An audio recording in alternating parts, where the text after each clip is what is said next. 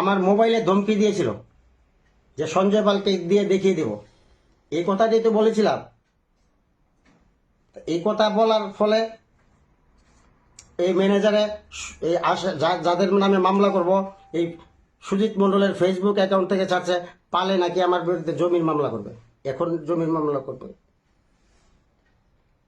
তারপর আজ আমি আমি আমি আমি ওই দিন মোবাইলে কিন্তু বলিনি যে সঞ্জয় পাল আমাকে বলেছে, আমার ম্যানেজারে বলেছিল রাজেশ ঘোষ। আর আজকে সকালবেলায় আমার এই মোবাইলের মারফত যে খবর পেয়েছি সেটাই আপনাদের সামনে, ত্রিপুরাবাসীর সামনে বলছি। একজনকে আমি গতকালকে বলেছিলাম যে দেখো, সারা জীবন শুধু অন্যায়ের বিরুদ্ধে লড়ে যাচ্ছি, কাজ আর ভালো লাগে না।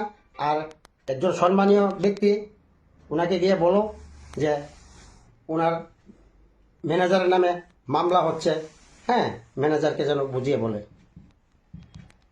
আমাকে এরপর উত্তর এলো আমার এই মোবাইল আজকে সকালে।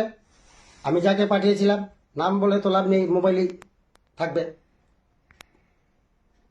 ওনাকে বলেছেন, ওনার অফিসের একজনকে দিয়ে আমাকে এই কথা বলেছে যে আপনার ম্যানেজারের নামে তো মামলা হচ্ছে, আপনার